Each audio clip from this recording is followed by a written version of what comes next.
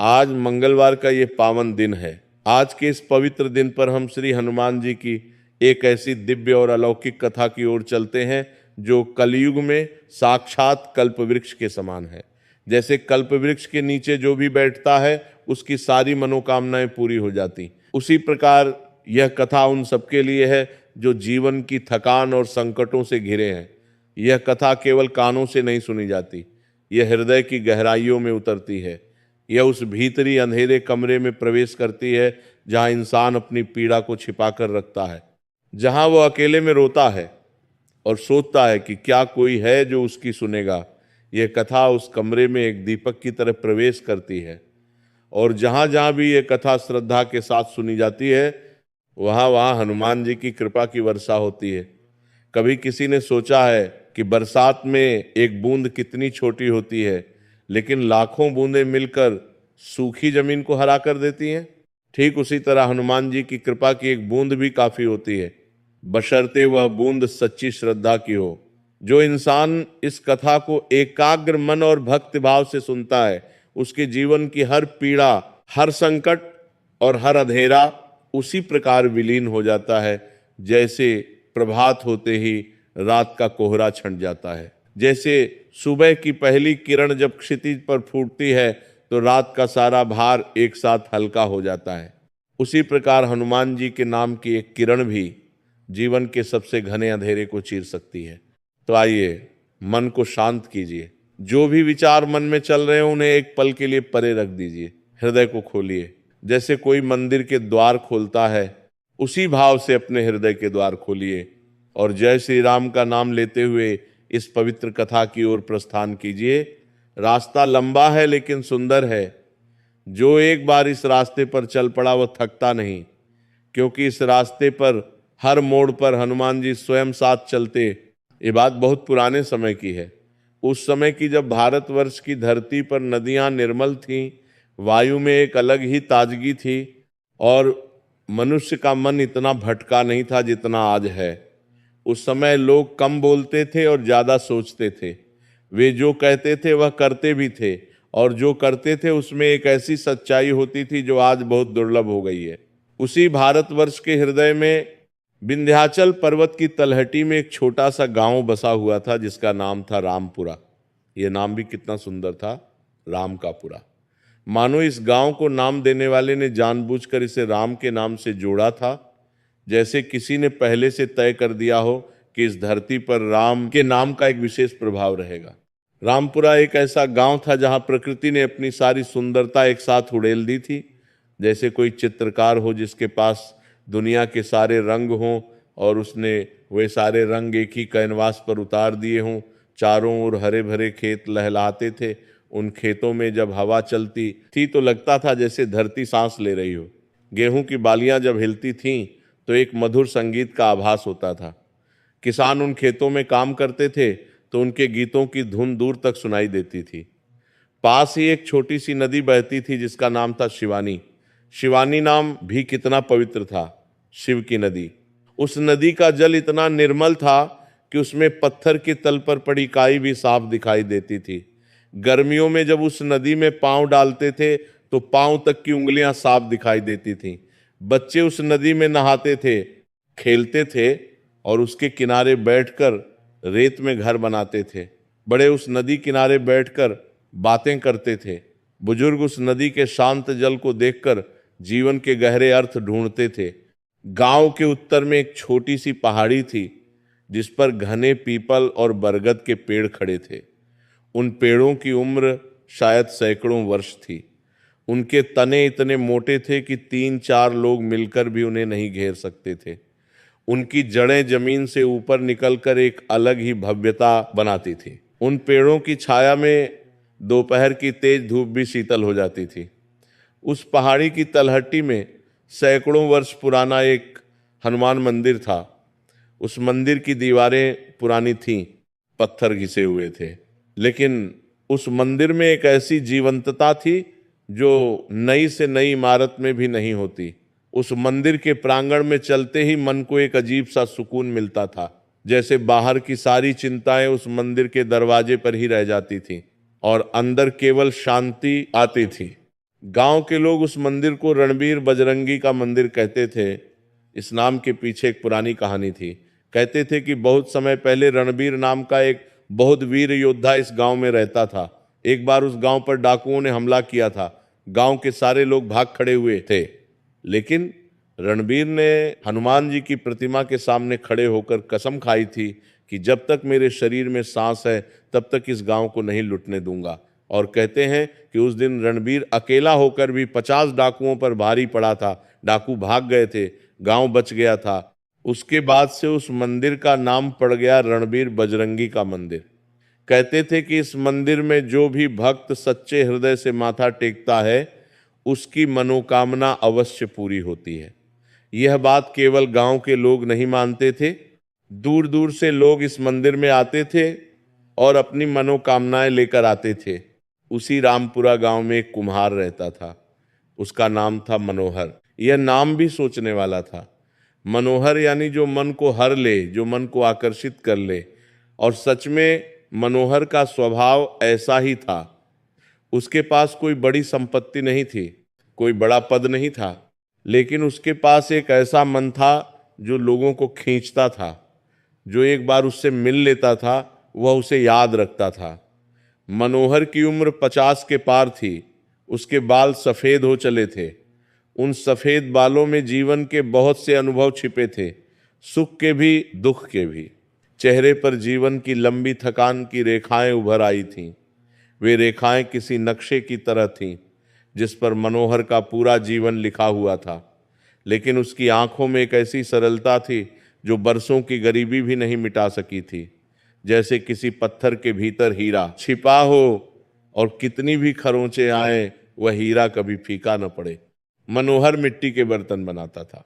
ये उसका पुश्तैनी काम था। उसके पिता ने यह काम किया था, उनके पिता ने किया था, और उससे पहले भी पीढ़ियों से यह परंपरा चली आई थी।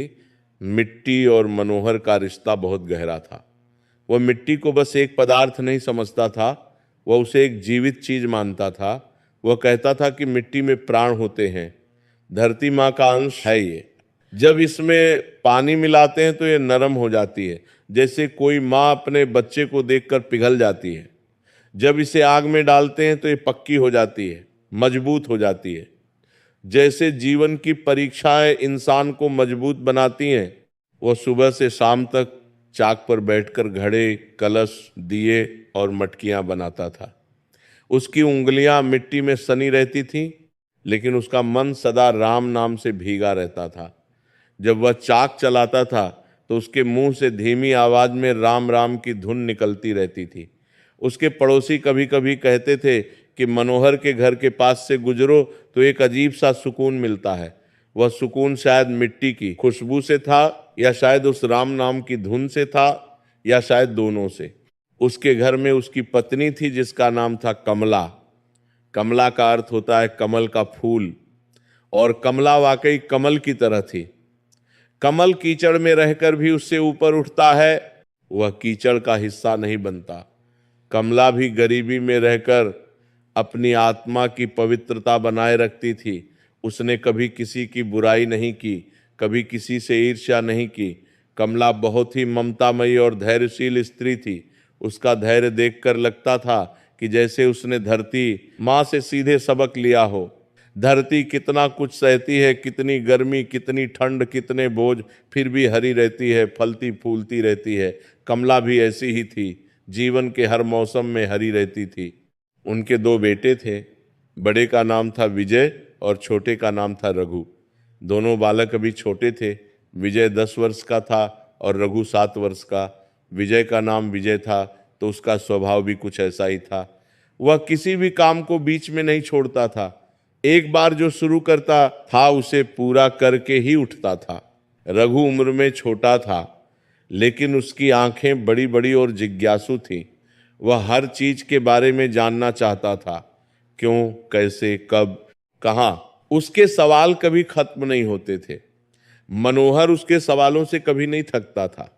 वो हर सवाल का जवाब देता था, और अगर जवाब नहीं आता था तो कहता था, बेटा ये हम हनुमान जी से पूछेंगे, वे जरूर बताएंगे। मनोहर का जीवन कभी सुख से भरा नहीं रहा था। बचपन से ही उसने संघर्ष देखा था। उसके पिता भी गरीब कुम्हार थे और उन्हीं से उसने यह काम सीखा था। पिता कहते थे कि मिट्टी से बर्तन बनाना एक कला है। इस कला में जो दिल से काम करता है वह हर बर्तन में अपनी आत्मा डालता है, और जब कोई उस बर्तन में पानी भरता है तो वह पानी सिर्फ पानी नहीं होता, उसमें कुम्हार की साधना होती है, उसकी मेहनत होती है, उसका प्यार होता है। मनोहर ने यह बात मन में बसा ली थी। वह हर बर्तन को पूरी लगन से बनाता था। लेकिन उन दिनों बाजार में मिट्टी के बर्तनों की मांग बहुत कम हो गई थी। पहले हर घर में मिट्टी के घड़े होते थे, मिट्टी की मटकियों में पानी रखते थे, मिट्टी के दिए जलाते थे। लेकिन अब समय बदल रहा था, नई चीजें आ रही थीं। लोग अब धातु के बर्तन और बाहर से आए हुए सस्ते बर्तन खरीदने लगे थे। मिट्टी के बर्तनों को कमजोर और पुराना माना जाने लगा था। लोग नहीं समझते थे कि मिट्टी के घड़े का पानी गर्मियों में कितना शीतल रहता है, मिट्टी की हांडी में पका खाना कितना स्वादिष्ट होता है, मिट्टी के दिए की रोशनी में कितना एक अलग ही सौंदर्य होता है। वे नहीं जानते थे या जानते हुए भी भूल गए थे। मनोहर के बर्तन बिकते कम थे। सारे दिन की मेहनत के बाद भी उसे जो मिलता वह घर के खर्चे के लिए पर्याप्त नहीं होता था। कभी कभी बाजार में बैठे बैठे शाम हो जाती और एक भी बर्तन नहीं बिकता था। वह उन बर्तनों को फिर बोरे में लाद कर घर ले आता था। कमला उसका इंतजार करती रहती थी। जब वो खाली हाथ आता था तो कमला उसके चेहरे पर नजर डालती थी और बिना कुछ कहे रसोई में चली जाती थी। जो कुछ भी होता था उससे कुछ बना देती थी। कभी केवल दाल होती थी, कभी केवल रोटी और नमक। लेकिन जब परिवार साथ बैठकर खाता था तो उस भोजन में एक ऐसी तृप्ति होती थी जो सबसे महंगे पकवान में भी नहीं मिलती। लेकिन मनोहर ने कभी शिकायत नहीं की। वह कहता था कि भगवान ने जो दिया उसी में संतोष है। ये बात वो केवल कहता नहीं था, वह इसे जीता भी था। उसके मुख पर एक विशेष शांति रहती थी जो केवल उन लोगों के चेहरे पर होती है जो ईश्वर पर पूरा भरोसा रखते हैं, जिन्होंने जीवन की लाग डांट, जीवन की कोशिश खुद की और फिर बाकी सब ईश्वर पर छोड़ दिया। ऐसे लोगों के चेहरे पर एक अलग ही शांति होती है। बाहर से देखने वाले सोचते हैं कि यह इंसान नासमझ है, इसे दुनिया की समझ नहीं है। लेकिन जो खुद उस शांति को जी चुके हों वे जानते हैं कि यह शांति सबसे बड़ी दौलत है। मनोहर का एक नियम था जो उसने बचपन से लेकर आज तक कभी नहीं तोड़ा था। वह हर मंगलवार को उस रणबीर बजरंगी के मंदिर में जाता था। यह केवल एक आदत नहीं थी, यह उसके जीवन का एक अटूट हिस्सा था। जैसे सांस लेना बंद नहीं होता, जैसे दिल धड़कना बंद नहीं होता, वैसे ही मनोहर का मंगलवार को मंदिर जाना बंद नहीं होता था। चाहे आंधी हो, तूफान हो, चाहे घर में खाना हो या न हो, चाहे बीमारी हो या स्वास्थ्य हो, वह मंगलवार को हनुमान जी के दर्शन करने अवश्य जाता था। एक बार ऐसा भी हुआ था कि उसके पांव में मोच आ गई थी और वह ठीक से चल नहीं पा रहा था। कमला ने कहा था कि आज मत जाओ, लेकिन मनोहर ने लाठी लेकर उस दिन भी वह पहाड़ी चढ़ी थी, एक एक कदम रखते हुए, दर्द सहते हुए। उस दिन जब वो मंदिर पहुंचा था और उसने हनुमान जी की मूर्ति को देखा था तो उसके आंसू आ गए थे। उसने कहा था, प्रभु देखो मैं आ गया। पाँव ने साथ नहीं दिया लेकिन मन ने साथ दिया। वो मंदिर में जाकर घंटों बैठता था, हनुमान चालीसा का पाठ करता था। उस पाठ में इतनी तन्मयता होती थी कि आसपास के लोग भी उसे सुनकर रुक जाते थे। उसकी आवाज में एक ऐसी लय थी जो मन को खींचती थी। हनुमान जी की मूर्ति को अपने हाथों से स्नान कराता था। उनके लिए जो भी संभव होता था वो लाता था।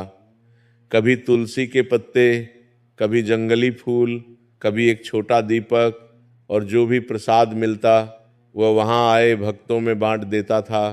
कभी उसके पास बांटने के लिए ज़्यादा होता था, कभी बहुत कम, लेकिन कम से कम वह एक भक्त को जरूर देता था।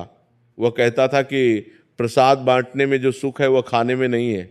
गांव के लोग कभी कभी उस पर हंसते भी थे। वे कहते थे कि जो आदमी खुद भूखा है वो दूसरों को प्रसाद बांटता है, ये कैसी मूर्खता है। कुछ लोग तो उसके मुंह पर ही कह देते थे कि मनोहर, भगवान भगवान करने से पेट नहीं भरता, पहले अपने घर का सोचो। मनोहर ऐसे लोगों को देखकर मुस्करा देता था। वह कहता था कि भाई, पेट के लिए मैं काम करता हूँ, मंदिर में तो आत्मा के लिए जाता हूँ, पेट और आत्मा दोनों का ख्याल रखना पड़ता है। लेकिन मनोहर पर इन बातों का कोई असर नहीं पड़ता था। वो वही करता रहता था जो उसका मन कहता था, और उसका मन कहता था कि हनुमान जी के दर्शन से बड़ा कोई सुख नहीं है। एक वर्ष की बात है। उस वर्ष वर्षा बहुत कम हुई, आकाश में बादल आते थे, लोगों में उम्मीद जगाते थे और फिर बिना बरसे चले जाते थे, मानो प्रकृति किसी कारण से रूठी हुई थी। शिवानी नदी का जल स्तर बहुत नीचे चला गया। जो नदी पहले दोनों किनारों को छूती हुई बहती थी, अब उसके बीच में बड़े बड़े पत्थर दिखाई देने लगे। नदी के किनारे की जमीन सूख गई, फट गई। उन दरारों को देखकर मन में एक अजीब सा दर्द होता था, जैसे धरती मार हो रही हो। किसानों की फसलें जलने लगी, खेतों में जो हरियाली थी वो पीली पड़ने लगी, फिर भूरी हो गई, फिर सूख गई। किसान खेतों में खड़े होकर आकाश की ओर देखते थे और पानी की प्रतीक्षा करते थे, लेकिन पानी नहीं आया। गांव में हाहाकार मच गया। जब किसानों के पास ही धन नहीं था तो वह मिट्टी के बर्तन कैसे खरीदते। मनोहर के बर्तन बिकने बिल्कुल बंद हो गए। उसने बाजार में जाकर कोशिश की, इस गांव से उस गांव तक घूमा, लेकिन कहीं से भी कोई आसरा नहीं मिला। हर जगह से यही जवाब मिलता था कि अभी नहीं, थोड़ी देर बाद। लेकिन वो बात कभी नहीं आया। घर में अनाज समाप्त हो गया। कमला ने जो थोड़ा बहुत अनाज बचा कर रखा था वह भी धीरे धीरे खत्म हो गया। वह अनाज उसने एक मिट्टी के घड़े में छिपा कर रखा था जो एक कोने में ढका हुआ था। रोज थोड़ा थोड़ा निकालती थी, लेकिन एक दिन वह घड़ा भी खाली हो गया। उसका भी दिन कमला ने घड़े के मुंह पर हाथ फिराया, खाली घड़ा। उसने एक लंबी सांस ली और बाहर आ गई। उस दिन उसने मनोहर को कुछ नहीं बताया। वह जानती थी कि मनोहर पहले से ही बोझ से दबा हुआ है, उस पर और बोझ डालना उचित नहीं था। बच्चों को दिन में एक बार खाना मिलता था और वह भी बहुत कम। कभी कभी तो केवल पानी में नमक मिलाकर पी लेते थे। बच्चे समझदार थे। विजय ने एक बार कमला से पूछा था कि माँ, आज खाना क्यों नहीं बना। कमला ने जवाब दिया था कि बेटा, आज व्रत है। बच्चे मान गए थे, लेकिन रघु ने उस दिन माँ की आंखों में देख लिया था। उसकी समझ इतनी तो थी कि माँ की आंखों में जो नमी थी वो व्रत के कारण नहीं थी। एक दिन छोटे बेटे रघु को तेज बुखार आ गया। ये खबर जब मनोहर को मिली तो वो बाजार से दौड़कर घर आया। रघु बिस्तर पर लेटा था। उसका शरीर तप रहा था। माथे पर हाथ रखने पर हाथ जल जाता था। उसके गाल लाल हो गए थे। उसकी आंखें बंद थीं, लेकिन नींद नहीं थी। वह बेचैनी में इधर उधर करवट बदलता था। कमला उसे अपनी गोद में लेकर बैठी रही पूरी रात। उसने गीले कपड़े से उसके माथे पर पट्टी रखी।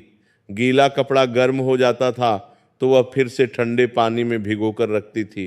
वह अंधेरे में बैठकर राम नाम की धीमी आवाज में जप करती रही। उसके होठों पर राम नाम था और आंखों में आंसू थे। वह रोना भी नहीं चाहती थी, क्योंकि बच्चे के सामने माँ को कमजोर नहीं दिखना चाहिए, लेकिन आंसू थे जो रुकते नहीं थे। मनोहर के पास वैद्य को बुलाने के लिए भी पैसे नहीं थे। उसने पड़ोसी से थोड़ा उधार मांगने की कोशिश की। पड़ोसी ने हाथ खींच लिया। उसने कहा कि मेरे पास खुद लाले पड़े हैं, तुम्हारी कहाँ से मदद करूंगा। मनोहर ने दूसरे पड़ोसी के पास गया, वहां से भी यही जवाब मिला। तीसरे के पास गया, वहां दरवाजा ही नहीं खुला। मनोहर वापस लौट आया। उसके हाथ खाली थे और मन उससे भी ज्यादा खाली था। सुबह होते होते रघु की तबीयत थोड़ी ठीक हुई। बुखार थोड़ा कम हुआ था, लेकिन पूरी तरह उतरा नहीं था। उसकी आंखें धंसी हुई थीं और शरीर दुबला हो गया था। उसकी वह बड़ी बड़ी जिज्ञासु आंखें जो हर चीज देखकर चमकती थीं, वे आंखें उस सुबह थकी हुई और बुझी हुई लग रही थीं। कमला की आंखों से पूरी रात के रोने के निशान थे। उसके नेत्रों के आसपास लालिमा थी। उसके चेहरे पर थकान थी, लेकिन वह अभी भी बैठी थी, अभी भी रघु को देख रही थी, अभी भी राम नाम जप रही थी। मनोहर उस सुबह अपने घर की टूटी दीवार के पास खड़ा था। उसकी दृष्टि सामने थी, लेकिन मन कहीं और था। उसके मन में विचारों का एक तूफान उठ रहा था। वह सोच रहा था कि क्या मेरी गरीबी का कोई अंत नहीं है। मैं जन्म से यही देखता आया हूँ। बाप ने गरीबी में जिया, मैं गरीबी में जी रहा हूँ, क्या मेरे बच्चे भी यही देखेंगे। मैंने ऐसा क्या किया है जो ये दशा हुई। मैंने कभी किसी को धोखा नहीं दिया, कभी किसी को बुरा नहीं कहा, कभी किसी का हक नहीं लिया। फिर भी मेरे बच्चे भूखे हैं, बीमार हैं और मैं कुछ नहीं कर पा रहा हूं। क्या ईश्वर को मेरे परिवार की पीड़ा दिखाई नहीं देती? उस दिन मंगलवार था। मनोहर की नजर उस पहाड़ी की ओर गई जहां रणबीर बजरंगी का मंदिर था। वह पहाड़ी उस सुबह धुंध में थोड़ी ढकी हुई थी। पेड़ों की आकृतियां धुंध से छनकर एक अलग ही रहस्यमय रूप में दिख रही थीं। मनोहर के मन में एक उथल पुथल हुई। उसने सोचा कि आज मन इतना भारी है, क्या आज मंदिर जाने की शक्ति है? लेकिन फिर उसे वह पल याद आया जब उसके पाँव में मोच थी और फिर भी वह गया था। उसे याद आया कि उस दिन भी यही सोचा था कि जाऊंगा या नहीं, और उस दिन गया था तो मन को जो शांति मिली थी वह और किसी दिन नहीं मिली थी। वह उठा, हाथ मुंह धोया। पानी से मुंह धोते समय उसने देखा कि उसकी मुंह से टपकने वाली बूंदें नीचे जमीन पर गिरकर छोटे छोटे गोले बना रही थीं। उसे लगा कि यह जीवन ऐसा ही है, हर बूंद अपना आकार लेती है, धरती पर गिरती है और मिल जाती है। बिना कुछ मांगे, बिना कुछ शिकायत किए, वह बिना कुछ कहे घर से निकल पड़ा। उसने कमला को बताया भी नहीं। उसे पता था कि कमला समझ जाएगी। रास्ते में वो बहुत धीमे धीमे चल रहा था। उसके कदमों में वो उत्साह नहीं था जो पहले होता था। जब वो उस पहाड़ी की ओर जाता था तो आमतौर पर उसके कदम खुद तेज हो जाते थे, जैसे पांव जानते हों कि कहाँ जाना है और वहां जाने की उत्सुकता हो। लेकिन आज कदम भारी थे, जैसे पत्थर बंधे हों। उसके हृदय में एक ऐसी पीड़ा थी जो शब्दों में नहीं कही जा सकती थी, एक ऐसा दर्द जो ऊपर से देखने में दिखाई नहीं देता लेकिन जो भीतर से खोखला कर देता है। वह मंदिर पहुंचा। मंदिर के आंगन में 2-3 भक्त थे जो पूजा करके जाने की तैयारी कर रहे थे। उन्होंने मनोहर को देखा और हाथ जोड़कर अभिवादन किया। मनोहर ने भी हाथ जोड़े लेकिन उसका मन उन लोगों में नहीं था। मनोहर ने मंदिर के अंदर कदम रखा। मंदिर के प्रांगण में पांव रखते ही उसे एक हल्कापन महसूस हुआ, जैसे बाहर की हवा से यहाँ की हवा अलग थी, ज्यादा शांत, ज्यादा पवित्र। हनुमान जी की विशाल और तेजोमय प्रतिमा उसके सामने थी। सिंदूर की आभा से वह मूर्ति दमक रही थी। लाल सिंदूर जो उस मूर्ति पर चढ़ा था वह उस सुबह की रोशनी में एक विशेष आभा बिखेर रहा था। मूर्ति के सामने एक बड़ा घी का दीपक जल रहा था जिसकी लौ स्थिर थी, इतनी स्थिर जैसे कोई ध्यान में बैठा हो। हवा चल रही थी बाहर, लेकिन मंदिर के भीतर वह दीपक की लौ तनिक भी नहीं हिली। मनोहर ने उस लौ को देखा और उसे लगा कि यह स्थिरता उसे कुछ संदेश दे रही है। मनोहर ने उस प्रतिमा को देखा और उसकी आंखों से अश्रुधारा बह निकली। वह दोनों घुटने टेक कर बैठ गया। उसने दोनों हाथ जोड़े और बोला, हे केसरी नंदन, हे वायुपुत्र, मैं आपके दर पर बरसों से आ रहा हूं। मैंने कभी कुछ नहीं मांगा, आप जानते हैं ये बात। मेरी पूजा में कोई मांग नहीं थी, मेरी भक्ति में कोई लालच नहीं था। लेकिन आज मेरा बच्चा बीमार है, घर में अनाज नहीं है और मेरी पत्नी रो रही है। आज मैं मांगने आया हूं, मुझे माफ करना।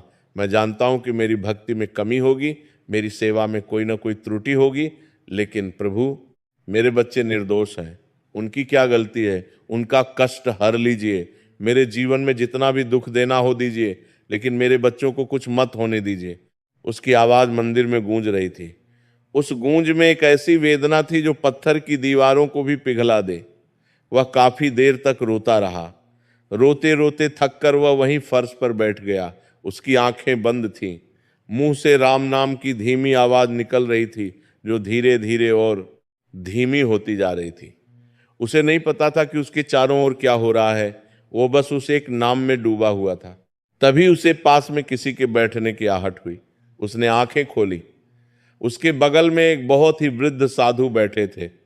उनका शरीर क्षीण था, हड्डियां उभरी हुई थीं, लेकिन उनके चेहरे पर एक असाधारण दीप्ति थी। वह दीप्ति जो किसी दीपक की नहीं, किसी भीतरी प्रकाश की थी। उनके नेत्र छोटे थे, लेकिन उनमें एक ऐसी गहराई थी जिसे देखकर मन को अपने आप शांति मिलने लगे।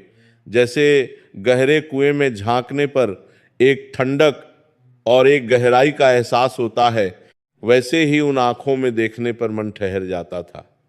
उनके गले में रुद्राक्ष की माला थी। रुद्राक्ष के मनके बड़े और गोल थे। उनकी माला नई नहीं थी, उसके मनकों पर समय की छाप थी जो उसे और मूल्यवान बनाती थी। और हाथों में एक छोटी सी पोथी थी जो बहुत पुरानी लगती थी। पोथी के पन्ने पीले पड़ गए थे और किनारे घिस गए थे। उन्होंने मनोहर को देखा और बहुत ही मधुर और गहरी आवाज में पूछा, बेटा, तुम्हारे आंसुओं में बहुत दर्द दिखाई दे रहा है, क्या बताओगे मुझे? मनोहर ने उस साधु को ध्यान से देखा। उसे लगा जैसे इन्हें पहले कहीं देखा है, लेकिन कहाँ देखा ये याद नहीं आया। यह अजीब था। वह मन ही मन सोचने लगा कि ये कहाँ देखा है इन्हें, लेकिन स्मृति ने साथ नहीं दिया। उसने हाथ जोड़कर कहा, बाबा, आप दूसरों का दुख सुनकर क्या करेंगे? मेरा दुख तो मेरी किस्मत में लिखा है। साधु ने हल्की सी मुस्कान के साथ कहा, बेटा, किस्मत वह होती है जो इंसान खुद बनाता है। जो आदमी हनुमान जी की शरण में है, उसकी किस्मत का लिखा हनुमान जी बदल सकते हैं। अब बताओ क्या हुआ है तुम्हारे साथ? साधु की आवाज में एक ऐसी शक्ति थी जो मना करने की गुंजाइश नहीं देती थी। ये कोई आदेश नहीं था, लेकिन इसमें एक ऐसी आत्मीयता थी जो हृदय को खोल देती थी।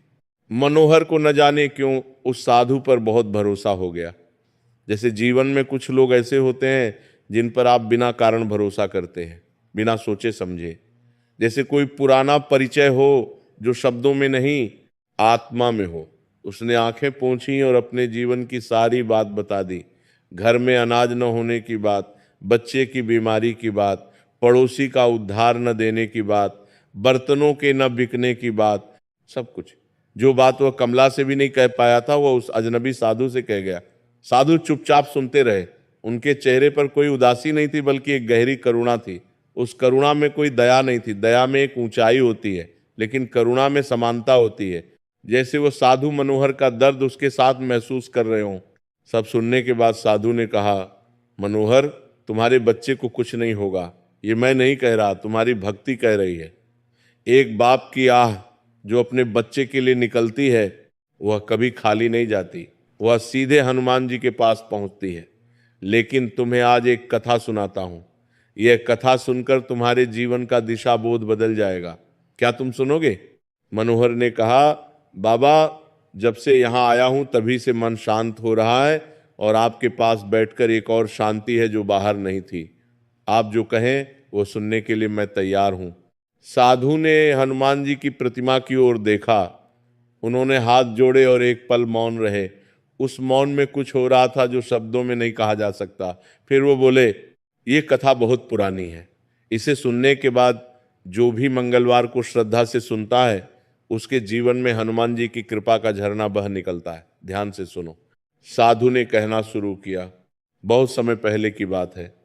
गंगा के किनारे एक विशाल और समृद्ध नगर हुआ करता था। उसका नाम था रत्नावती। नाम ही बता देता था कि यह नगर कितना मूल्यवान था। जैसे रत्न होता है जो देखने में सुंदर और तराशे जाने पर और भी सुंदर होता है, उसी प्रकार रत्नावती नगर भी था। उस नगर में धन की कोई कमी नहीं थी। व्यापार फलता फूलता था। बाजार में सुबह से शाम तक चहल पहल रहती थी। राजा बहुत न्यायप्रिय थे और प्रजा सुखी थी। कहते थे कि रत्नावती के राजा ने अपने राज्य में एक नियम बनाया था कि जो भी प्रजाजन अन्याय से पीड़ित हो, वह सीधे राजा के पास आकर अपनी बात रख सकता है। कोई बाधा नहीं, कोई दलाल नहीं। और राजा ने उस नियम को कभी टूटने नहीं दिया। उसी नगर के पश्चिम दिशा में एक वीरान कोने में एक बढ़ई रहता था जिसका नाम था रुक्मण। रुक्मण नाम सुनने में थोड़ा कठोर लगता था और रुक्मण का स्वभाव भी कुछ ऐसा ही था। वह कठोर था, अपनी राय का पक्का था और दूसरों की बात जल्दी नहीं सुनता था। लेकिन उसके हाथों में एक अलग ही जादू था। रुक्मण बहुत ही कुशल कारीगर था। उसके हाथों से बनी हुई काठ की वस्तुएं देखने में इतनी सुंदर होती थीं कि लोग उन्हें एक बार देखकर भूल नहीं पाते थे। उसकी नक्काशी में एक बारीकी थी जो साधारण आंख से नहीं देखी जा सकती थी। उसके बनाए दरवाजे, उसके बनाए पलंग, उसके बनाए मंदिरों के दरवाजे, सब में एक ऐसी जीवंतता थी जैसे काठ में कोई प्राण फूंक दिए हों। लेकिन रुक्मण की एक बहुत बड़ी कमजोरी थी। वह बहुत बड़बोला था। वह अपनी तारीफ खुद करता था और दूसरों की कला को छोटा बताता था। वह कहता था कि नगर में और जितने बढ़ई हैं उनमें से कोई भी मेरे सामने नहीं टिक सकता। मैं जो बनाता हूं वह राजमहल के लायक है और वे जो बनाते हैं वो चारदीवारी के लायक भी नहीं। ये बात वो सबके सामने कहता था, यहाँ तक कि उन बढ़ियों के सामने भी कहता था। नगर में उसके जितने ग्राहक थे उतने ही शत्रु भी थे। जिस किसी ने भी उसकी निंदा की उसने उस इंसान को अपना दुश्मन मान लिया था। रुक्मण के घर में उसकी पत्नी थी जिसका नाम था प्रभा, और एक बूढ़ी माँ थी जिन्हें सब माई जी कहते थे। माई जी बहुत ही धर्मपरायण महिला थी। उनकी उम्र 70 के पार थी। उनके शरीर में शक्ति कम थी, लेकिन आत्मा में जो ऊर्जा थी वह किसी जवान को भी मात देती थी। वह रोज सुबह उठकर हनुमान जी की पूजा करती थी।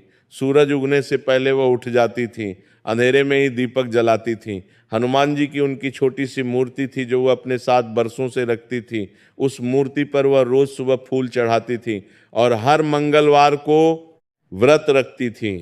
रुक्मण को ये पसंद नहीं था। वह सोचता था कि यह सब ढकोसला है, इससे कुछ नहीं होता। धन केवल परिश्रम से मिलता है, पूजा से नहीं।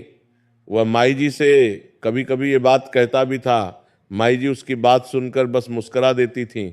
वह जानती थीं कि रुक्मण को एक दिन समझ आएगा, जीवन खुद समझाएगा। एक बार रुक्मण को नगर के राजमहल से एक बड़ा काम मिला। राजा की बेटी के विवाह के लिए काठ का एक बड़ा मंडप बनाना था। यह काम बहुत बड़ा था और इसमें बहुत धन भी था। इतना धन जो रुक्मण ने पहले कभी एक साथ नहीं देखा था। उसकी आंखें चमक उठीं। वह बहुत खुश हुआ। घर आकर उसने माई जी और प्रभा को बताया। माई जी ने हाथ उठाकर आशीर्वाद दिया। प्रभा ने मिठाई बनाई। उस रात घर में एक उत्सव का माहौल था। रुक्मण ने अपने साथियों को बुलाया और काम शुरू किया। उसने दिन रात मेहनत की। मंडप बहुत सुंदर बना। उसकी नक्काशी देखने लायक थी। हर खंभे पर देवताओं की मूर्तियां थीं जो इतनी बारीकी से बनाई गई थीं कि देखने वाले ठगे से खड़े रह जाते थे। मंडप की छत पर कमल के फूल उकेरे गए थे। मंडप के दरवाजे पर लता और फूल की नक्काशी थी जो इतनी जीवंत थी कि लगता था जैसे सच में फूल खिले हों। जो भी उसे देखता मुंह में उंगली दाब लेता। लेकिन जब काम पूरा हुआ तो एक अनहोनी हो गई। रुक्मण के एक ईर्ष्यालु प्रतिद्वंद्वी ने राजा के कान में ये बात डाल दी कि रुक्मण ने जो मंडप बनाया है उसमें घटिया लकड़ी लगाई है। उसने अपनी अच्छी लकड़ी बाजार में बेच दी और सस्ती और कमजोर लकड़ी मंडप में लगा दी। राजा के मंत्री ने आकर मंडप की जांच की। जांच में कुछ जगह सच में कमजोर लकड़ी मिली जो रुक्मण के एक आलसी सहायक ने बिना पूछे लगा दी थी। उस सहायक ने सोचा था कि थोड़ी जगह पर यह लकड़ी चलेगी, कोई नहीं देखेगा, लेकिन जांचकर्ताओं की नजर उस पर जरूर पड़ी। राजा ने रुक्मण को दंड दिया, उसका बनाया हुआ मंडप गिरवा दिया, उसकी मजदूरी भी नहीं दी। ऊपर से राज्य में यह घोषणा कर दी कि रुक्मण बेईमान कारीगर है और कोई भी राजकीय काम में इसे न बुलाए। इस घोषणा ने रुक्मण की आत्मा को अंदर से तोड़ दिया। उसने बेईमानी नहीं की थी, उसके सहायक ने उसे धोखा दिया था, लेकिन दुनिया को यह कहां सुनाई दिया। दुनिया ने तो बस ये सुना कि रुक्मण बेईमान है। यह सुनकर रुक्मण को बहुत गहरी ठेस लगी। उसकी प्रतिष्ठा धूल में मिल गई। जो लोग उसकी तारीफ करते थे अब वे उसे देखकर मुंह फेर लेते थे। कल तक जो लोग उसके हाथ की कारीगरी की तारीफ करते नहीं थकते थे, वही लोग आज कह रहे थे कि हमें तो पहले से पता था कि आदमी ठीक नहीं है। जो मुंह पर खड़े होकर बात करते थे वे अब पीठ पीछे बात करने लगे। उसके घर के आगे से जो लोग गुजरते थे वे अब दूसरी तरफ से जाने लगे। ये अकेलापन उस दंड से भी ज्यादा कठिन था। उसके घर में जो थोड़ा बहुत जमा था वो भी धीरे धीरे खर्च होने लगा। कोई नया काम नहीं मिल रहा था। उसकी माँ माई जी रोज उसे समझाती थी। वो कहती थी, रुक्मण बेटा, अहंकार छोड़ दे। तू जो दूसरों को छोटा समझता था वह तेरी सबसे बड़ी गलती थी। भगवान ने तुझे हाथों में हुनर दिया था, लेकिन तू उस हुनर पर घमंड कर बैठा। हनुमान जी की शरण में जा। जब मनुष्य का अपना बल जवाब दे जाए तो केवल भगवान का बल काम आता है। लेकिन रुक्मण हर बार उनकी बात टाल देता था। वह कहता था, माँ, भगवान वहाँ काम करते हैं जहाँ लोग खुद हाथ नहीं हिलाते, मैं अपने दम पर सब ठीक कर लूँगा। माई जी उसकी बात सुनकर एक गहरी सांस लेती थीं और अपनी हनुमान जी की मूर्ति के सामने लौट जाती थीं। उनकी प्रार्थनाएं और लंबी हो जाती थीं। वह जानती थीं कि बेटे को समझाना उनके बस में नहीं है, लेकिन हनुमान जी के बस में जरूर है। दिन बीतते रहे, स्थिति और भी खराब होती गई। एक दिन घर में न लकड़ी थी न भोजन, बाहर ठंड थी। उत्तर से आने वाली हवा तेज और काटने वाली थी। घर की दीवारों में जो दरारें थीं उनसे ठंडी हवा घर के भीतर आती थी। माई जी ठिठुरते हुए एक कोने में बैठी थीं। उनके बूढ़े जोड़ दर्द कर रहे थे। प्रभा चूल्हे के सामने बैठकर रो रही थी, क्योंकि पकाने के लिए कुछ था ही नहीं, चूल्हा ठंडा था। उसके सामने बैठकर रोना एक अजीब सी विडंबना थी। जो चूल्हा कभी गर्म रहता था, जिसके सामने बैठकर खाना बनाने की खुशबू पूरे घर में फैलती थी, वो आज बिल्कुल बुझा हुआ था। रुक्मण उस दिन घर से निकला। वह दिन भर इधर उधर भटका। उसने एक जगह काम मांगा, दूसरी जगह काम मांगा, लेकिन जहां जहां भी गया उसका नाम सुनते ही लोगों के चेहरे बदल जाते थे। एक ने कहा, तुम वही रुक्मण नहीं हो जिसने राजमहल के काम में बेईमानी की थी? रुक्मण ने कहा कि नहीं, वो झूठ था। लेकिन उसकी बात कोई नहीं सुनना चाहता था। लोग दरवाजे बंद कर लेते थे। कुछ लोग तो यह भी नहीं पूछते थे, बस उसे देखकर मुंह फेर लेते थे। शाम होते होते वो नगर के बाहर नदी किनारे पहुंचा। वो थका हुआ था, उसके पांव दुख रहे थे, उसके मन में अजीब विचार आ रहे थे। क्या मेरी जिंदगी इसी तरह खत्म हो जाएगी? क्या मेरी माँ, मेरी पत्नी इसी कष्ट में रहेंगी? क्या वह नाम जो मेरे पिता ने दिया था वो हमेशा के लिए कलंकित हो जाएगा? वहां एक पुराना घाट था।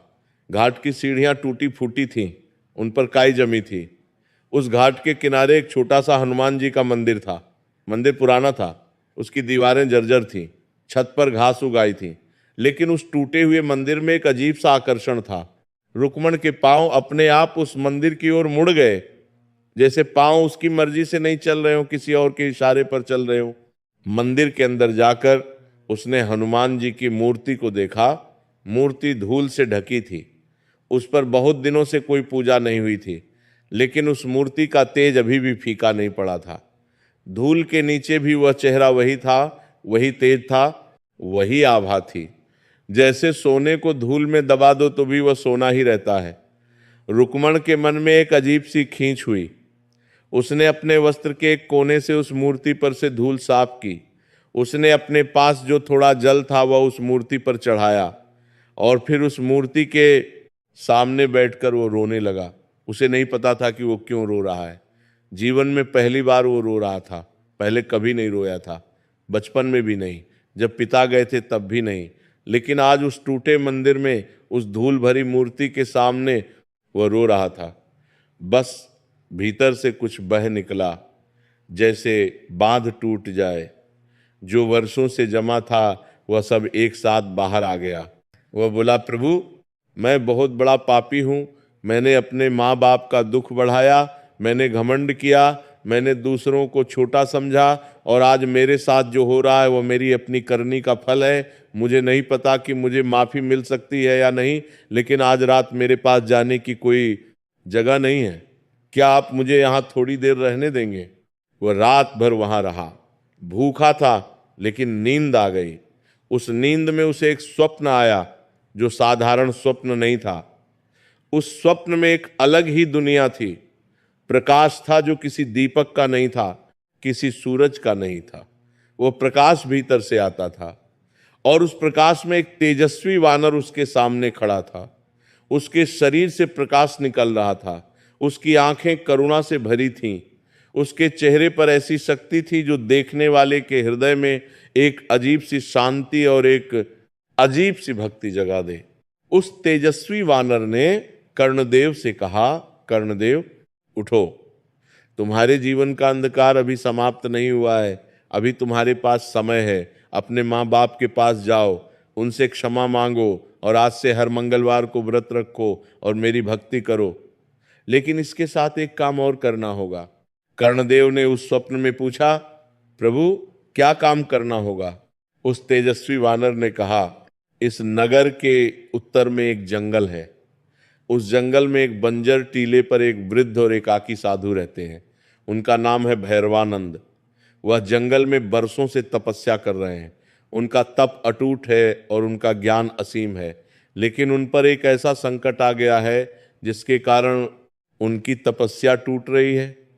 एक दुष्ट व्यक्ति ने उन्हें झूठे आरोप में फंसाया है और राजा के सैनिक उन्हें पकड़ने के लिए आने वाले हैं। जाओ और उन साधु की मदद करो, उन्हें उस जंगल से बाहर निकालो और किसी सुरक्षित स्थान पर पहुंचाओ। बदले में कुछ मति मांगना, बस करो ये काम और देखो कि हनुमान जी क्या करते हैं। रुक्मण की नींद खुल गई। भोर का उजाला अभी आ रहा था। पूरब में आकाश हल्का गुलाबी हो रहा था। चिड़ियां बोलने लगी थी। उसने चारों ओर देखा। वह मंदिर में ही था, फर्श पर सोया था। उसके हाथ पांव ठंडे थे, लेकिन मन में एक अजीब सी गर्मी थी। उसने हनुमान जी की मूर्ति को देखा। मूर्ति वैसी ही थी, लेकिन उस पर एक ताजा फूल रखा था जो पहले नहीं था। रात के अंधेरे में वह फूल वहां नहीं था। रुक्मण ने उस फूल को देखा। उसने सोचा कि यह कहां से आया। मंदिर में कोई था नहीं, रात को कोई आया नहीं था, फिर यह फूल कहां से आया। उसके मन में एक सिहरन हुई। उसने जोड़े हुए हाथ और झुका हुआ माथा लिया और एक पल के लिए आंखें मूंद लीं। उसने निश्चय किया कि वह स्वप्न वाला काम करेगा। उस फूल ने उसे जैसे एक आश्वासन दे दिया था। वह उठा और नगर के उत्तर की ओर चल पड़ा। जंगल में घुसते ही उसे एहसास हुआ कि यह जंगल कितना घना और कठिन है। रास्ता संकरा था। कांटों भरी झाड़ियां थीं जो कपड़ों में उलझती थीं। घने पेड़ों के कारण ऊपर से आसमान दिखाई नहीं देता था। जमीन पर गिरे हुए पत्ते थे जो कदम रखने पर आवाज करते थे। कहीं कहीं नम मिट्टी थी जिसमें पांव धांसते थे, लेकिन रुक्मण ने हिम्मत नहीं हारी। उसके मन में एक लक्ष्य था और वह लक्ष्य उसके कदमों को आगे खींच रहा था। घंटों चलने के बाद उसे एक बंजर टीले पर एक छोटी सी कुटिया दिखी। उसके बाहर कुछ अखंड धुआं उठ रहा था। वह धुआं जड़ी बूटियों का था जो कुटिया के भीतर हवन कुंड में जल रही थी। उस धुएं की गंध बहुत विशेष थी। उसे सूंघकर मन में एक शांति उतरती थी। एक वृद्ध महात्मा वहां ध्यान में बैठे थे। उनका चेहरा शांत था, लेकिन उनकी पलकों के नीचे कुछ व्याकुलता थी, जैसे कोई तूफान भीतर चल रहा हो जिसे बाहर नहीं आने दिया जा रहा। रुक्मण ने पास जाकर प्रणाम किया। उसने कहा, महात्मन, मैं रुक्मण हूं। मुझे यहां आने का आदेश स्वप्न में मिला है। क्या आप ही भैरवानंद जी हैं? साधु ने आंखें खोली। उन्होंने रुक्मण को ऊपर से नीचे तक देखा। फिर उनके चेहरे पर एक भाव आया जो पहचान का भाव था, जैसे वह रुक्मण को पहले से जानते हों या जानते हों कि वह आएगा। उन्होंने कहा, हाँ बेटा, मैं ही भैरवानंद हूं और तुम्हें भेजने वाले को मैं जानता हूं। आओ बैठो। भैरवानंद जी ने रुक्मण को अपनी विपदा बताई। नगर में एक व्यापारी था जिसने कुछ वर्ष पहले एक बड़ा अपराध किया था। उसने एक अनाथ बालक की संपत्ति हड़प ली थी। उस अनाथ बालक के पिता ने मरते समय भैरवानंद जी को वह राज बताया था कि अगर कभी मेरे बच्चे को न्याय चाहिए हो तो तुम गवाही देना। भैरवानंद जी ने वचन दिया था। जब उस अनाथ बालक ने बड़े होकर न्याय मांगा तो वह व्यापारी डर गया। उसने राज दरबार में झूठी शिकायत कर दी। उसने कहा कि यह साधु जंगल में जहर की खेती करता है और नगर के लोगों को हानि पहुंचाना चाहता है। राजा ने सैनिक भेजे हैं और वे कल आने वाले हैं। भैरवानंद जी ने कहा, बेटा, मैं अन्याय से डरता नहीं हूं, लेकिन अगर मुझे बंदी बना लिया गया तो उस अनाथ बालक का न्याय कभी नहीं होगा। और मेरे जो शिष्य दूर दूर हैं, जिन्हें अभी ज्ञान की जरूरत है, वे अधूरे रह जाएंगे। मेरी चिंता अपने लिए नहीं है, उन सबके लिए है जिनकी जिम्मेदारी मेरे कंधों पर है। रुक्मण ने एक पल सोचा। उसके मन में अपनी बात आई। वह भी तो एक बड़े अन्याय का शिकार था। उसे भी झूठे आरोप में घेरा गया था। उसने महसूस किया कि जो दर्द भैरवानंद जी का है वो उसका अपना दर्द भी है। उसने कहा, महात्मन, मेरे पिता विश्वनाथ नगर के प्रतिष्ठित वणिक हैं। वह राजा के करीबी हैं। अगर मेरे पिता राजा से बात करें तो उस झूठे व्यापारी का पर्दाफाश हो सकता है, लेकिन उसके लिए मुझे पहले अपने पिता से मिलना होगा और उन्होंने मुझे घर से निकाल दिया है। भैरवानंद जी ने कहा, बेटा, जो इंसान अपनी गलती मानकर माफी मांगने जाता है उसे घर का दरवाजा कभी बंद नहीं मिलता। माँ बाप का दिल दरवाजे से बड़ा होता है, वे दरवाजा बंद कर सकते हैं, दिल नहीं। जाओ। रुक्मण ने उनके चरण स्पर्श किए। भैरवानंद जी ने उसके सिर पर हाथ रखा और कुछ नहीं कहा, लेकिन उस स्पर्श में बहुत कुछ था। जैसे आशीर्वाद दिया हो, जैसे ऊर्जा दी हो, जैसे एक नई दिशा दी हो। रुक्मण जंगल से बाहर निकल आया। वह सीधे अपने पिता विश्वनाथ की हवेली की ओर गया। रास्ते में वह सोच रहा था कि पिता क्या कहेंगे, क्या वह दरवाजा खोलेंगे, क्या वह सुनेंगे। मन में डर था, लेकिन उस डर से बड़ा एक संकल्प था। हवेली के दरवाजे पर पहुंचा, उसने दरवाजा खटखटाया। भीतर से नौकर ने झांक कर देखा। जब उसने रुक्मण को पहचाना तो उसने दरवाजा नहीं खोला। उसने अंदर जाकर विश्वनाथ को खबर दी। विश्वनाथ खुद बाहर आए। उनके चेहरे पर क्रोध था। वह क्रोध सच्चा था, एक बाप का क्रोध जो अपने बेटे की बर्बादी से आहत था। लेकिन उनकी आंखों में एक छिपी हुई पीड़ा भी थी जो क्रोध के पर्दे के पीछे बैठी थी। उन्होंने कहा, क्या चाहिए तुम्हें? धन? वो सब तो तुम बर्बाद कर चुके हो। रुक्मण ने हाथ जोड़े। वो जमीन पर घुटने टेक गया। ये पहली बार था जब रुक्मण किसी के सामने घुटने टेक रहा था। जो आदमी सारी जिंदगी तनकर चला था, आज झुका था। लेकिन ये झुकना कमजोरी नहीं थी, ये सबसे बड़ी ताकत थी। क्योंकि अहंकार के सामने झुकना कमजोरी है, लेकिन सच्चाई के सामने झुकना साहस है। उसने कहा, पिताजी, मैं धन मांगने नहीं आया, मैं क्षमा मांगने आया हूं। मैंने जो किया वह बहुत बुरा था। मैंने आपकी संपत्ति बर्बाद की, आपका नाम खराब किया, आपको दुख दिया, मुझे माफ कर दीजिए। लेकिन अभी मेरे आने का एक और कारण है। नगर में एक निर्दोष साधु पर अन्याय हो रहा है, उन्हें बचाने के लिए आपकी मदद चाहिए। विश्वनाथ ने कर्णदेव की आंखों में देखा। वह आंखें पहले जैसी नहीं थीं। पहले उन आंखों में एक चमक थी जो घमंड की चमक थी, नशे की चमक थी। आज उन आंखों में कुछ और था, एक गहराई, एक सच्चाई, एक पश्चाताप। विश्वनाथ ने उसे पहचान लिया। वह एक पल चुप रहे। उनके भीतर एक द्वंद्व था, बाप का दिल और आहत पिता का अभिमान। लेकिन बाप का दिल जीत गया। उन्होंने दरवाजा खोल दिया और बोले, अंदर आओ। रुक्मण ने अपनी मां गंगा देवी के चरण छुए। गंगा देवी ने उसे गले लगा लिया। उनकी आंखों से आंसू बह निकले। वह आंसू दुख के नहीं थे, वह आंसू उस राहत के थे जो बरसों की प्रतीक्षा के बाद मिलती है। उन्होंने कहा, बेटा, हनुमान जी ने मेरी सुन ली। मैं जानती थी कि एक दिन तू जरूर आएगा। रुक्मण ने भैरवानंद जी की सारी बात पिता को बताई। विश्वनाथ ने सब ध्यान से सुना। उनके चेहरे पर एक गंभीरता आई। उन्होंने कहा, अगर किसी निर्दोष पर अन्याय हो रहा है तो यह मेरा कर्तव्य है कि मैं आगे आऊं, चाहे तुम कहो या न कहो। अगले ही दिन विश्वनाथ राज दरबार में गए। उनकी प्रतिष्ठा इतनी थी कि दरबार में उनकी बात तुरंत सुनी गई। उन्होंने भैरवानंद जी का पूरा सच राजा के सामने रखा। उन्होंने उस अनाथ बालक को भी दरबार में बुलाया जिसकी संपत्ति उस दुष्ट व्यापारी ने हड़पी थी। उस बालक ने सब कुछ बताया। राजा ने जांच करवाई। जांच में सच सामने आया। उस दुष्ट व्यापारी को दंड मिला, उसकी संपत्ति जब्त की गई। उस अनाथ बालक को उसका हक वापस दिलाया गया और भैरवानंद जी को मुक्त कर दिया गया। जब भैरवानंद जी को यह समाचार मिला तो वह स्वयं विश्वनाथ की हवेली में आए। उन्होंने रुक्मण के सिर पर हाथ रखा और आशीर्वाद दिया। उनकी आंखों में आभार था, एक गहरी कृतज्ञता थी। उन्होंने कहा, बेटा, तुमने जो किया वह केवल मेरी मदद नहीं थी, ये हनुमान जी की सेवा थी। जिसने उस निर्दोष बालक का न्याय दिलाया, उसने हनुमान जी को प्रसन्न किया। और जो हनुमान जी की सेवा करता है उसे फल मिले बिना नहीं रहता। तुम्हारा जीवन अब बदलेगा, लेकिन याद रखना, यह परिवर्तन तभी स्थायी होगा जब तुम यह अहंकार फिर कभी न जगाओ। उसी दिन से रुक्मण बदल गया।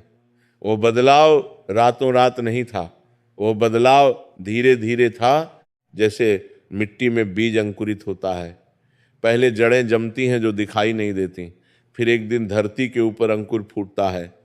रुक्मण ने व्यापार में अपने पिता का हाथ बंटाना शुरू किया। उसने अब काम को वैसा नहीं देखा जैसा पहले देखता था। पहले काम उसके अहंकार का विस्तार था।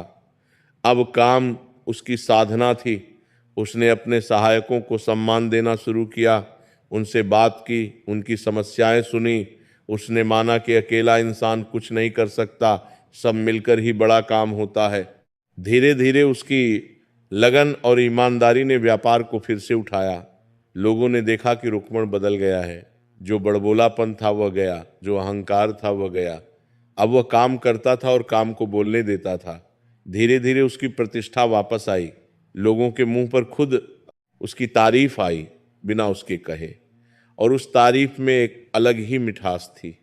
और हर मंगलवार को वह विधिपूर्वक हनुमान जी का व्रत रखता था।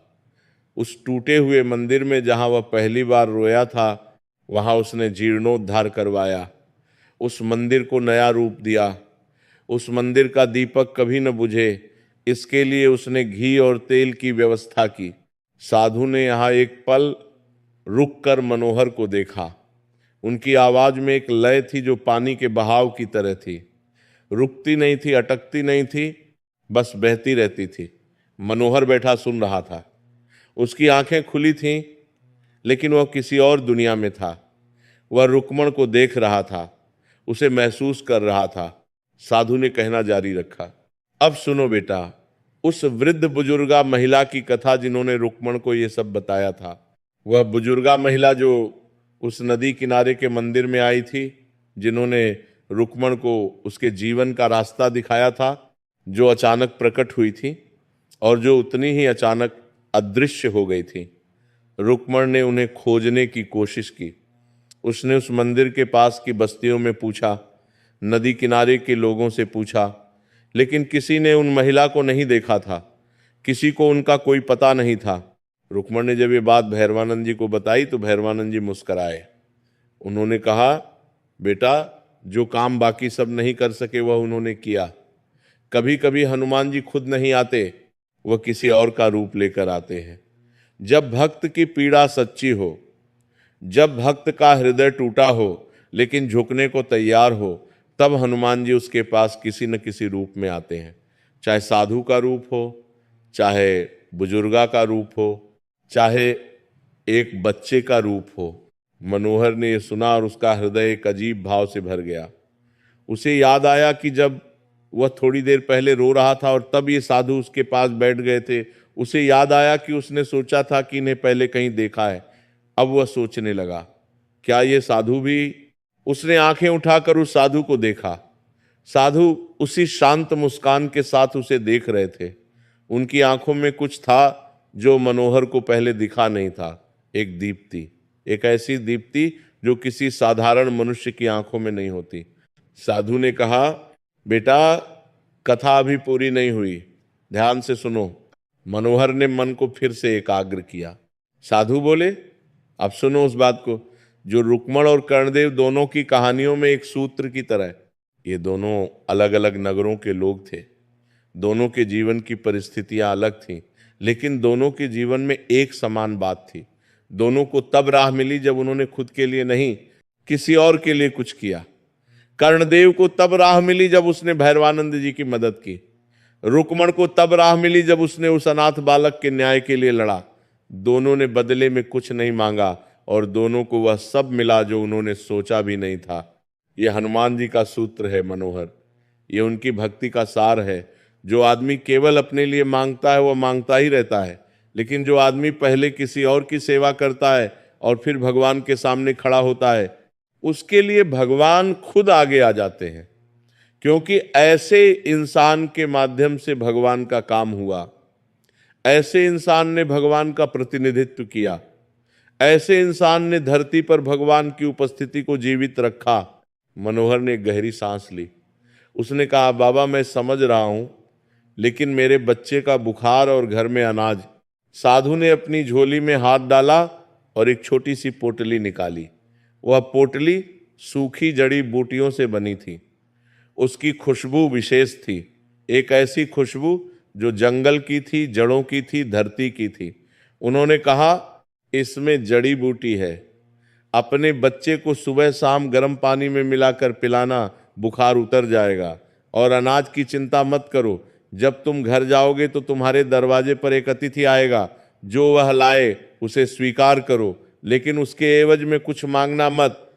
हनुमान जी की इच्छा है कि तुम आज से हर मंगलवार को यह कथा गांव के लोगों को सुनाओ।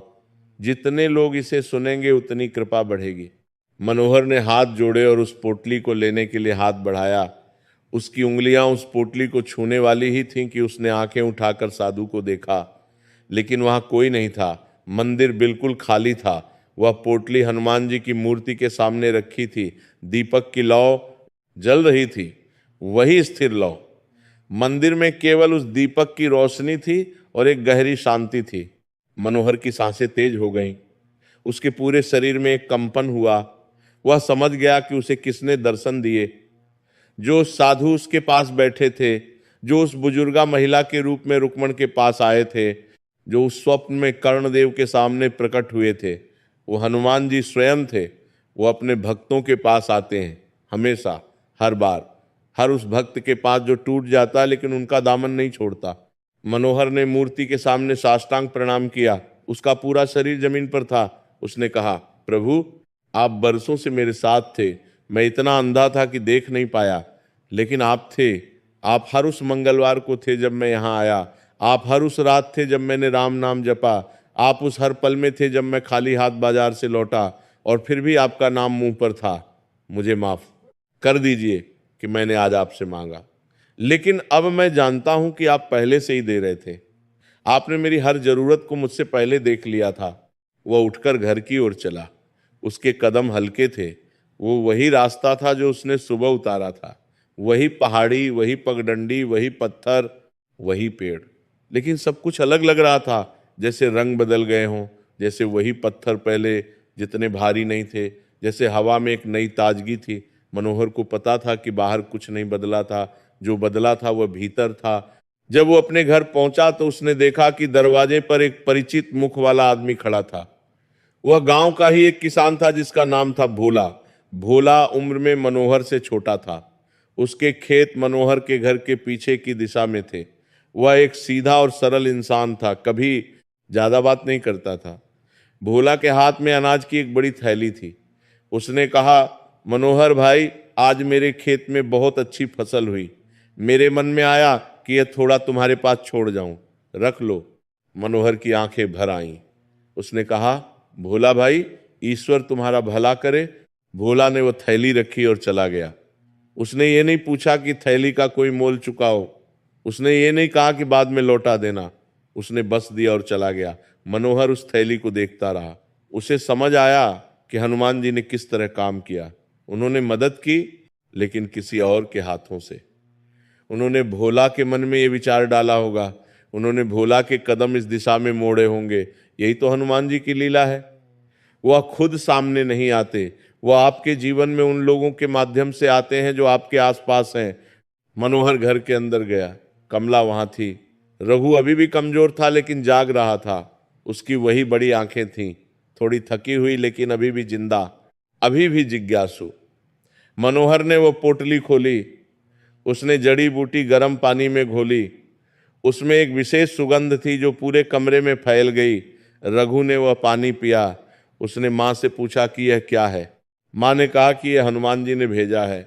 रघु ने आंखें बंद कर लीं और उसी शाम से उसका बुखार धीरे धीरे उतरने लगा, जैसे किसी ने उसके माथे पर शीतल हाथ रख दिया हो। उस रात मनोहर और कमला ने मिलकर भोजन बनाया।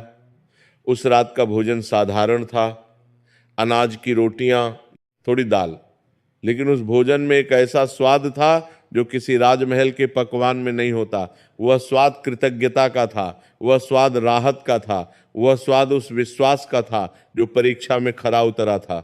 बच्चों ने खाया। घर में हंसी की आवाज लौट आई। विजय ने एक छोटी सी कहानी सुनाई जो उसने स्कूल में सुनी थी। रघु उसे ध्यान से सुन रहा था। कमला उन दोनों को देख रही थी। मनोहर उस दृश्य को देख रहा था। यह जो पल था, यह किसी धन से नहीं खरीदा जा सकता था। यह पल भगवान का प्रसाद था। मनोहर ने उस रात एक प्रण लिया। उसने हाथ जोड़कर उस छोटे से दीपक के सामने जो उसने घर में जलाया था कहा, हे बजरंगबली, आज से मैं हर मंगलवार को न केवल तुम्हारी पूजा करूंगा बल्कि इस कथा को गांव के लोगों को सुनाऊंगा। ये कथा जो साधु बाबा ने मुझे सुनाई, ये कथा जो रुक्मण की है, जो कर्णदेव की है, ये कथा जो असल में तुम्हारी करुणा की है, जब तक जीवन है तब तक ये सेवा करता रहूंगा। और उस दिन से मनोहर का जीवन बदल गया। वह बदलाव रातों रात नहीं आया, वह धीरे धीरे आया, जैसे सुबह आती है। रात के बाद अंधेरा होता है, फिर थोड़ा उजाला होता है, फिर और उजाला, और एक समय ऐसा आता है जब देखते देखते पूरी रोशनी हो जाती है। मनोहर के जीवन में भी ऐसे ही उजाला आया। कुछ सप्ताह बाद नगर से एक व्यापारी आया। वह बर्तन खरीदने नहीं आया था, वो अपने एक मित्र के साथ घूमने निकला था और रास्ते में रामपुरा से गुजरा। उसने देखा कि एक कुम्हार बाजार में बैठकर बर्तन बेच रहा है। साधारण नजर से उसने उन बर्तनों को देखा और चलने लगा, लेकिन फिर उसकी नजर एक कलश पर पड़ी। वह कलश साधारण नहीं था, उस पर जो नक्काशी थी वो उसने पहले कहीं नहीं देखी थी। उसमें एक कमल था जो इतना सटीक था, इतना बारीक था कि लगता था जैसे असली फूल हो। उसके चारों ओर एक लता थी जो इतनी जीवंत लगती थी जैसे वो अभी भी बढ़ रही हो। उस व्यापारी ने पूछा, ये किसने बनाया? मनोहर ने कहा, मैंने। व्यापारी ने उस कलश को उठाकर ध्यान से देखा, उसने उसे घुमाया, उसकी नक्काशी को उंगलियों से छुआ। उसने कहा, भाई तुम्हारे हाथ में एक अलग ही जादू है। तुम्हारे बर्तनों पर जो नक्काशी है वह मैंने पहले कहीं नहीं देखी। क्या तुम मुझे नियमित रूप से बर्तन दे सकते हो? मैं उन्हें शहर में बेचूंगा और तुम्हें उचित मूल्य दूंगा। मनोहर ने एक पल सोचा। उसके मन में कोई लालच नहीं था। उसने पूछा, आप किस चीज के व्यापारी हैं? उस व्यापारी ने बताया कि वह कला और हस्तकला का व्यापार करता है, दूर दूर से अच्छी चीजें इकट्ठी करता है और उन्हें उन लोगों तक पहुंचाता है जो उनकी कद्र करते हैं। मनोहर ने वो प्रस्ताव स्वीकार किया। उसकी आमदनी बढ़ने लगी। धीरे धीरे उसके बर्तन शहर में भी मशहूर होने लगे। शहर के लोग उसके नाम से पूछने लगे। कुछ तो खुद रामपुरा तक आते थे। उसने अपने दोनों बेटों को एक अच्छे गुरु के पास शिक्षा के लिए भेजा। उसका घर जो टूटा फूटा था वह धीरे धीरे सुधरने लगा। कमला के चेहरे पर फिर से वह खुशी आई जो बहुत सालों से गायब थी। लेकिन इन सब के बीच एक बात नहीं बदली। हर मंगलवार को मनोहर उस रणबीर बजरंगी के मंदिर में जाता था।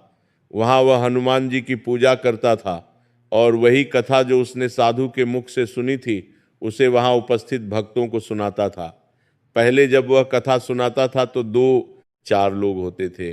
धीरे धीरे संख्या बढ़ने लगी, लोग आने लगे, पास के गांवों से भी लोग आने लगे। वे कहते थे कि जिस तरह मनोहर ये कथा सुनाता है उस तरह हमने कभी नहीं सुनी। उसकी आवाज में वह दर्द था जो उसने खुद जिया था। उसके शब्दों में वह भरोसा था जो उसने खुद अनुभव किया था। और जो बात अनुभव से निकलती है वह केवल कानों तक नहीं पहुंचती, वह हृदय तक पहुंचती है। लोग उस कथा को सुनकर बहुत प्रसन्न होते थे। कहते हैं कि जो भी वह कथा सुनता था उसके जीवन में एक न एक प्रकार का परिवर्तन अवश्य आता था। किसी को नया काम मिलता था, किसी के घर में लंबे समय से चला आ रहा कलह शांत होता था, किसी बीमार की सेहत में सुधार होता था, किसी रुके हुए काम का रास्ता निकल आता था। लोग कहते थे कि यह कथा चमत्कारी है। मनोहर कहता था कि यह कथा नहीं, हनुमान जी की कृपा चमत्कारी है। कथा तो केवल वह द्वार है जिसके भीतर उनकी कृपा प्रवेश करती है। साल बीतते गए, मनोहर का घर सुखी हो गया। उसके दोनों बेटे पढ़ लिख कर अच्छे इंसान बने। विजय ने शिक्षा पूरी करके एक गुरुकुल में शिक्षक का काम शुरू किया। वह विद्यार्थियों को न केवल विद्या देता था बल्कि उन्हें जीवन के मूल्य भी सिखाता था। वह कहता था कि मेरे पिता ने मुझे सिखाया कि सबसे बड़ी शिक्षा यह है कि ईश्वर पर भरोसा रखो और दूसरों की सेवा करो। रघु ने अपने पिता का काम आगे बढ़ाया। उसने मिट्टी के बर्तन बनाना सीखा, लेकिन उसने उसमें एक नई कला जोड़ी। उसने अपने बर्तनों पर भगवान राम और हनुमान जी की कथाओं के दृश्य उकेरे। उसके बर्तन केवल बर्तन नहीं थे, वे कहानियां थी।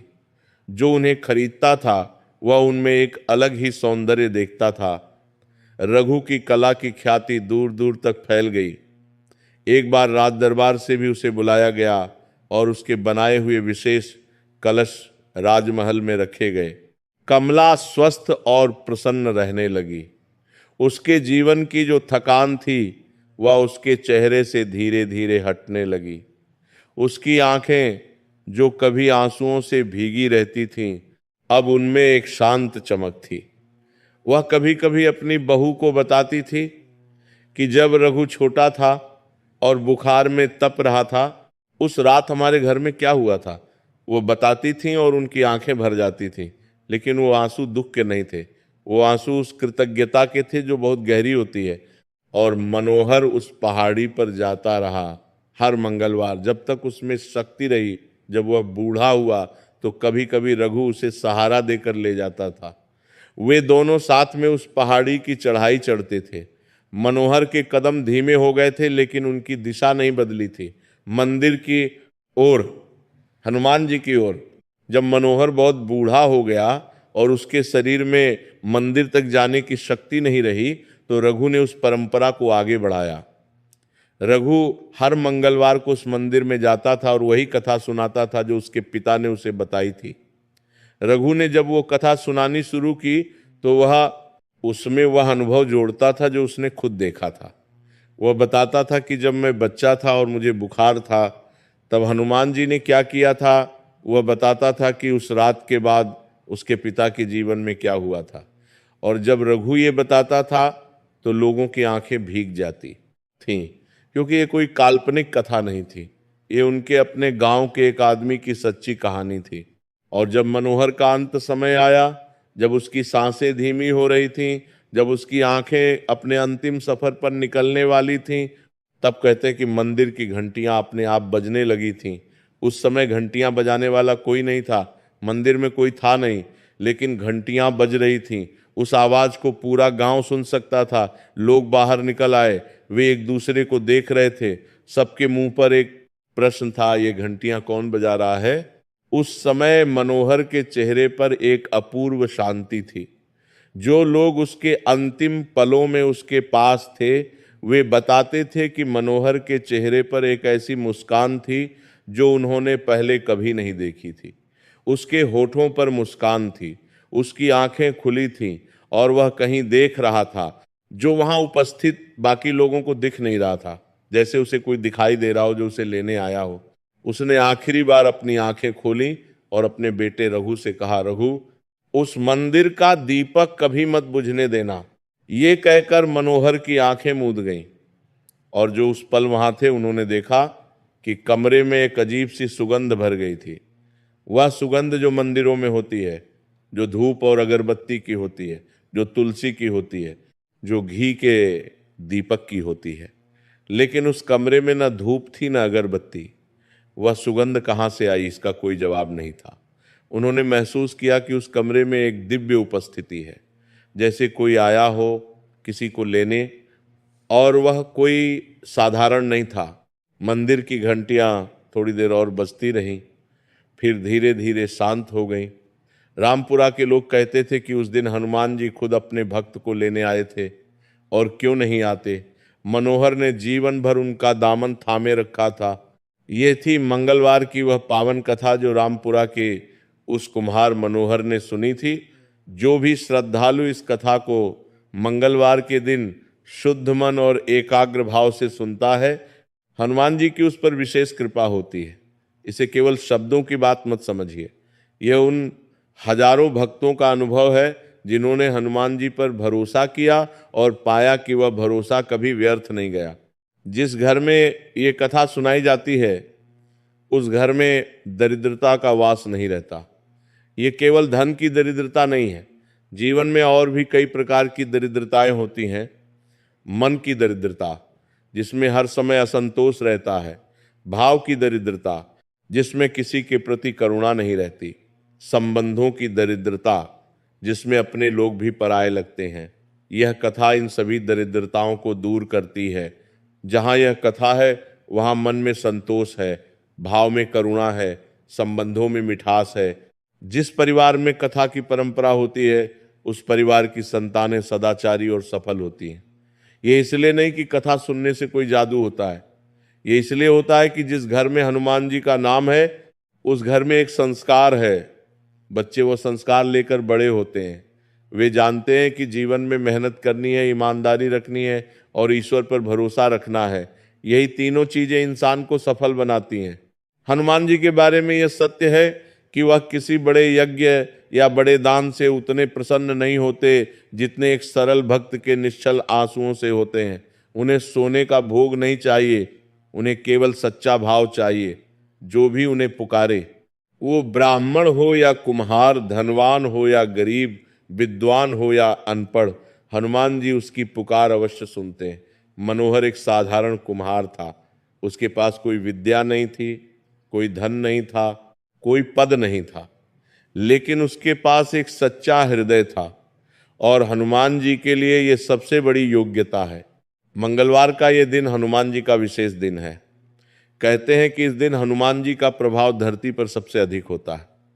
इस दिन जो भी व्यक्ति उनके नाम का स्मरण करे, उनकी कथा सुने, उनके सामने एक दीपक जलाए और किसी जरूरतमंद की मदद करे, उसके जीवन में हनुमान जी की कृपा का प्रकाश अवश्य आता है। बस इतना ही काफ़ी है। बड़े अनुष्ठान नहीं, बड़े यज्ञ नहीं, बस एक सच्चा मन, एक जलता दीपक, एक प्रेम भरा हृदय और एक जरूरतमंद का हाथ थामने का साहस।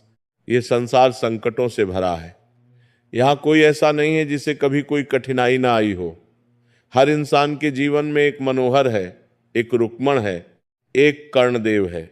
हर इंसान को किसी न किसी पल ऐसा लगता है कि रास्ता बंद हो गया है, ऐसा लगता है कि अब कोई उम्मीद नहीं है, ऐसा लगता है कि ईश्वर भी शायद नहीं सुन रहा। ये भाव आता है। ये बहुत मानवीय भाव है, ये कोई पाप नहीं है। लेकिन जो इंसान इन कठिनाइयों में भी भरोसा नहीं छोड़ता, जो आंसुओं में भी राम नाम नहीं भूलता, जो दुख में भी दूसरों का हित सोचता है, जो अपनी पीड़ा में भी किसी और की पीड़ा देखता है, उस इंसान के लिए हनुमान जी का द्वार कभी बंद नहीं होता। वह सबसे कठिन समय में भी उस इंसान के पास आते हैं। कभी साधु के रूप में, कभी बुजुर्गा के रूप में, कभी एक पड़ोसी के रूप में जो अनाज की थैली लेकर दरवाजे पर खड़ा होता है।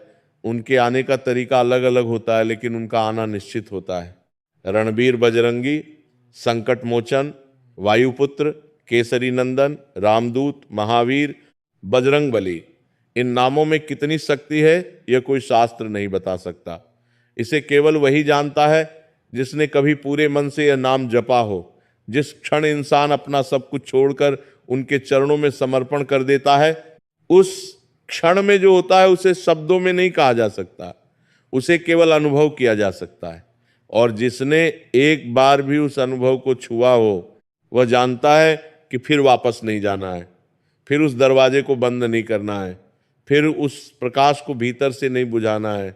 ये संसार बड़ा विचित्र है। यहाँ सब कुछ बदलता रहता है। आज जो है कल नहीं रहता, आज जो नहीं है कल हो जाता है।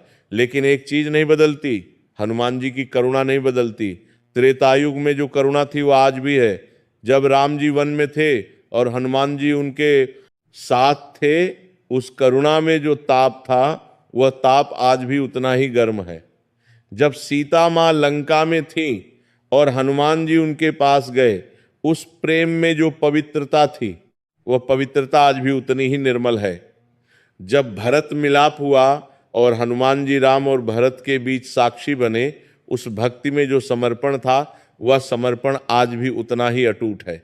युग बदले, काल बदले, राजा बदले, नगर बदले, लेकिन हनुमान जी नहीं बदले। उनका प्रेम नहीं बदला, उनकी शक्ति नहीं बदली, उनकी उपस्थिति नहीं बदली। वे आज भी वहाँ हैं जहाँ राम का नाम है, और राम का नाम वहाँ है जहाँ एक भक्त का हृदय है। बदले, ये कथा यहाँ समाप्त होती है, लेकिन इस कथा का प्रभाव यहाँ समाप्त नहीं होता। ये कथा जिसने सुनी उसके जीवन में इसकी एक लकीर खिंच गई, एक ऐसी लकीर जो मिटती नहीं, एक ऐसा बीज जो अंकुरित होने की प्रतीक्षा में है। बस जरूरत है कि उस बीज को श्रद्धा का जल मिले, भक्ति की धूप मिले और सेवा की मिट्टी मिले। जिस दिन यह तीनों मिले उस दिन वह बीज एक विशाल वृक्ष बन जाएगा, एक ऐसा वृक्ष जिसकी छांव में पूरा परिवार बैठ सके। अब यह कथा पूर्ण होती है। इस कथा को सुनने वाले प्रत्येक श्रद्धालु के जीवन में हनुमान जी की कृपा की वह वर्षा हो जो हर सूखे मन को हरा कर दे। जिसके जीवन में जो भी संकट है, जो भी बाधा है, जो भी अंधेरा है, वह सब इस कथा के पुण्य से दूर हो जाए। जिस माँ के पुत्र बीमार हैं उन्हें स्वास्थ्य मिले, जिस पिता के कंधे पर कर्ज का बोझ है वह बोझ उतरे, जिस युवक को काम नहीं मिल रहा उसके लिए द्वार खुले, जिस बेटी के विवाह में बाधाएं हैं वे बाधाएं टूटे, जिस परिवार में कलह है वहां शांति लौटे, जिसके घर में दरिद्रता है वहां समृद्धि आए, जिसके मन में निराशा है वहां आशा का दीपक जले। क्योंकि ये कथा केवल मनोहर की कथा नहीं है, ये कथा केवल रुक्मण की कथा नहीं है, ये कथा केवल कर्णदेव की कथा नहीं है। ये कथा हर उस इंसान की है जो कभी न कभी टूटा है, हर उस इंसान की है जो कभी न कभी रोया है, हर उस इंसान की है जिसने कभी सोचा हो कि अब आगे का रास्ता नहीं है। ये उन सभी लोगों की कथा है और उन सभी के लिए हनुमान जी का संदेश एक ही है, मैं यहाँ हूँ, मैं सुन रहा हूँ, तुम्हें अकेला नहीं छोड़ूंगा। जो भक्त इस मंगलवार की कथा को सुने उसे चाहिए कि वह आज के दिन एक दीपक जलाए, एक छोटा सा दीपक, घी का हो या तेल का फर्क नहीं पड़ता। उस दीपक के सामने बैठे और एक बार पूरे मन से कहे, हे हनुमान जी, आज मैंने आपकी कथा सुनी, आप मेरे साथ हैं, ये मुझे पता है। मेरे जीवन में जो भी संकट है आप उसे जानते हैं, मुझे आपसे कुछ नहीं मांगना, बस इतना कहना है कि मैं आपका हूँ, आप मेरे हैं, बस इतना काफ़ी है, बस इतनी सी बात। और ये बात जब सच्चे मन से कही जाए तो हनुमान जी सुनते हैं, वे हमेशा सुनते हैं, वे कभी नहीं चूकते, उनके कान बंद नहीं होते, उनका मन थकता नहीं, वे चिरंजीवी हैं, वे अजर हैं, वे अमर हैं और उनकी करुणा भी उनके जितनी ही अमर है। ये पावन मंगलवार की हनुमान कथा यहाँ समाप्त होती है। जय बजरंगबली, जय पवन सुत हनुमान, जय संकट मोचन, जय रणवीर बजरंगी, जय महावीर, जय केसरी नंदन, जय वायुपुत्र, जय रामदूत, सियावर रामचंद्र की जय। बोलो पवन सुत हनुमान की जय। जय जय श्री राम।